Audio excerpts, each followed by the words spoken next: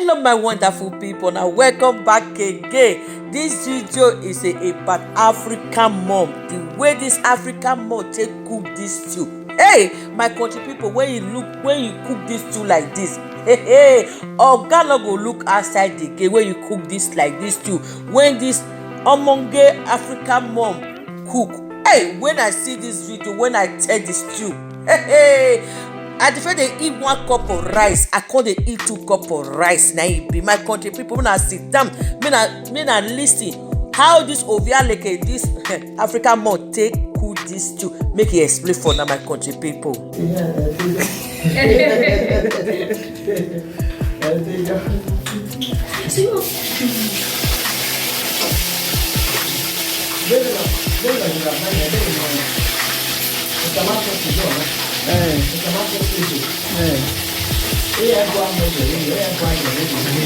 Okay, well, I'm put tomato sauce goes away. Okay, well, over my brother by why can't you own me? You can never the dinner in you. We're quite a buyer.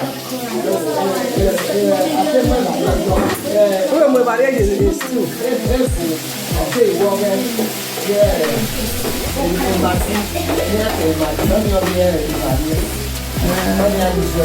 Okay, well, my job here, Maria. And then let them go there. They are more to give up here. Don't miss it. They don't go on family.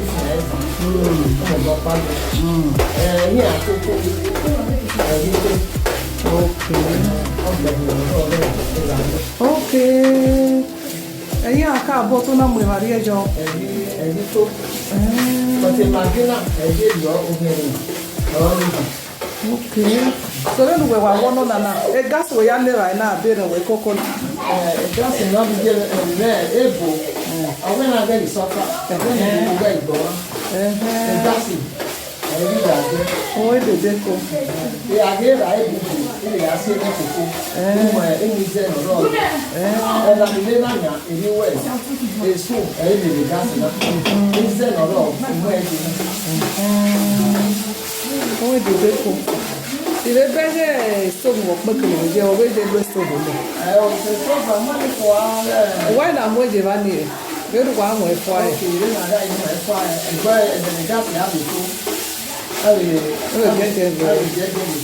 So if you tomatoes in a room, I can't see it. You could do tomatoes in buy. Everything again. Everything.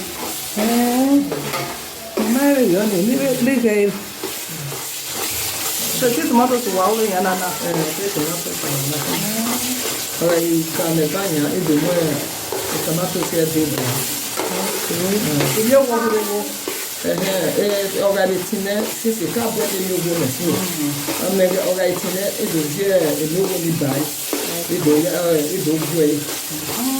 Oh, the round woman stew the day, all in one. And it's all not how we will remain.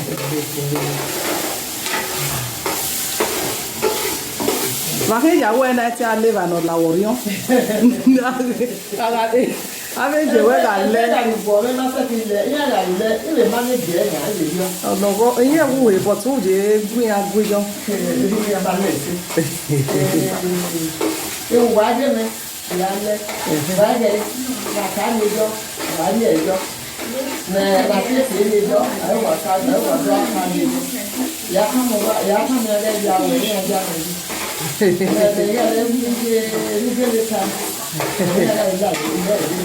okay. Oma, what even with tomatoes in off my job, my baby.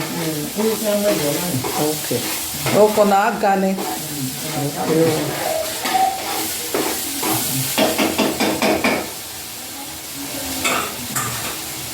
I want that.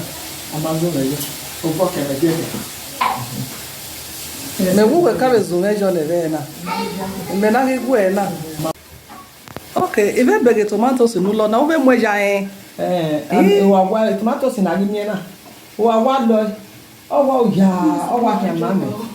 Uga one na re ki mweja o du si amekwa. Mwe dede ko. Ele kai mweja na. Mwe dede ko. Na wa wele ni na. And then he book Ecco. Vediamo che già deve.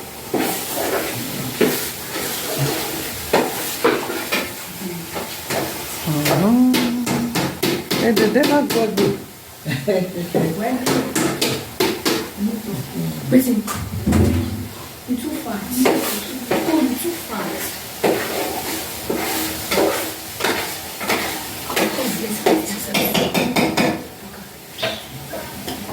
Anish. No slow down per quoi. E maggi. Vous devez prendre. E che hai di no? Ok. Le be mageno loi. No. Ok. Deva enu we mo bole nai. Vati e. Is Vati e no ja no. Estu. Okay. Igwe ni lo gege. Lele mi ogo na ji.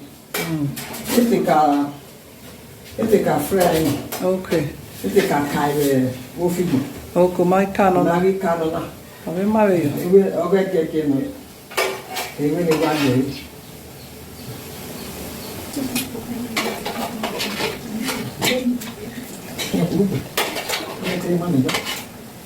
Okay, kurube. Wela kina mami aro aje. Wa veri wa. Okay. Okay.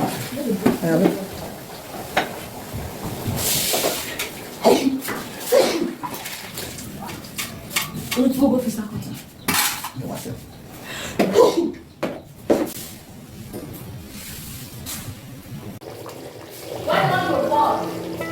Awate koto. Organi.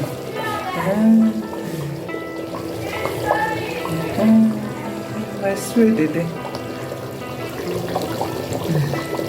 Uwe hivi si na vile. Maionga. Okamaika. Okay. Nojika. Duro eni gay. E potu we na wa fa tete. Ya no kasi geri. Geri si.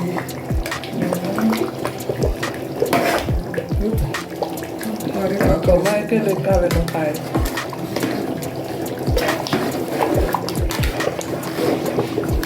Ona won we dede.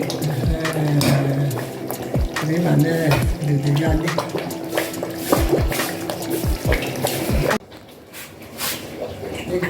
Oke wa bilize ọmọ ye kula. Ege we ya le na o. We ege nu wa lele. Kula wa we ege na ni ge no je we. Oke ege na we ya le na. O do ba lo ye kula.